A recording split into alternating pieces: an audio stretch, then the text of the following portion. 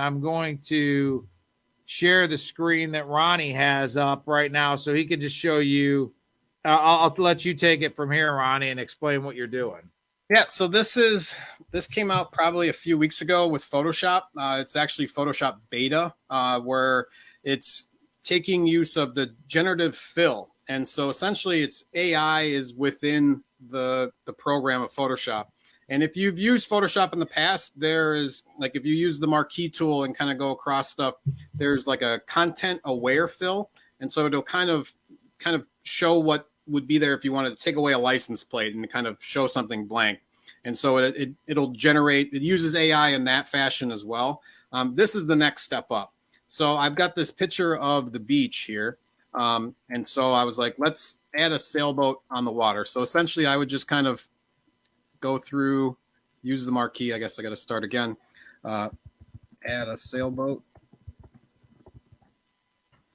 And so you just hit generate just like he did on Bard. It takes a second or two to kind of load up. But what it's going to do is going to create 3 different options of like an AI generated image of sailboats or yachts or whatever it might be. And so you can see here, these are pretty nice photos. You can kind of see it's even showed the wave. And so I've got a couple different options. I like the first one. And you can even go even farther. Let's say, let's put some seashells down here. As long as I spell it right. And so you can kind of change and manipulate the picture that you'd have. So say if you wanted to, I've done it with one of our clients where I like made it look like a rainy night, like in Tokyo. So it was lots of lights, very shiny. And you can see here, like there's some seashells, even imprints on the sand. So it gives a really cool, realistic look to everything that's you've kind of put in here. One of the things too that's crazy about this is so this is like let's say a 3x5 kind of image. If you needed to do something more like a website banner and you need to extend it out, and see that's the whole picture there. But let's just use, so you need to fill this extra section over here. What you're going to do is just pull it over, make sure you grab some of the corner here. I'm pointing at the screen so that you have some of the marquee in there so it can pick up some of the other image. And I'm not going to write anything in. I just want it to generate what it thinks. So this, again, is kind of like that content aware where it's going to pull and extend out this image farther out. And you can see here, it's added in more sky, more beach. And let's go over here on this side, since there is some other items there. There's a little bit of some palm trees and stuff over there. And let's just add in, go and see what this does. Get it all the way though. Do the same thing again. And so this is really cool in a practical solution or practical manner where if, say, you need something, but it's not the right size, so you need to extend it, but then there's blank spaces. How do I fill those blank spaces?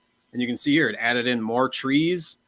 And I got, same again, I have the different options if I want to do different cloud pattern, kind of different atmosphere. Let's go back to the first one. And you can kind of see then we've got this much bigger, longer extended banner that you could use for any of your images. And the great thing about that too, from a social perspective, a lot of times you have a great image you might want to use as a Facebook cover photo for your business or a variety of other things. And some of the platforms have very distinct sizes that you need to use, whether it's LinkedIn, Twitter, Facebook. And sometimes you have a great image that you want to use, but it's just not the right scale it doesn't fit in there well. And this gives you the ability to not just add sailboats and seashells and things like that, but it's hard for you to tell like what the original image is and what was added via AI, and allows you to maybe fit some of those parameters, those scales that you would need to have it. It's incredible to me to think like what the original image is and then what this is, and you really can't tell what's AI generated versus what was the original image. Now, when you've done some of these things in the past, Ronnie, is there a particular image or there are particular things that somebody should look at in an image that lends itself better to It's manipulation like this, if for lack of a better term? I mean, do some images work better than others?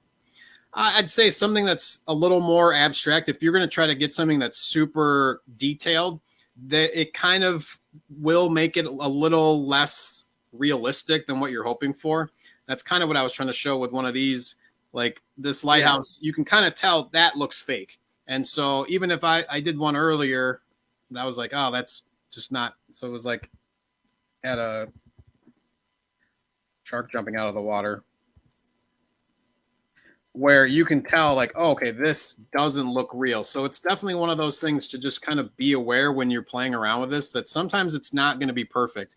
And it's no different than Bard, where the more detailed, and you can see, and as you get closer, it's obviously it looks realistic, but you can tell it's still kind of cartoonish in a way. Prior to you doing some of that or the lighthouse, like if you just go back to your original image minus the shark, minus the lighthouse, it's like I would challenge anybody to determine what of that image is the original image and what's AI generated. Yeah, almost so impossible to tell. Yeah, it might be a little trickier with cars or vehicles. One of the things that I did for one of our clients too was like, I sent you a picture and like, well, we need to have the windows tinted.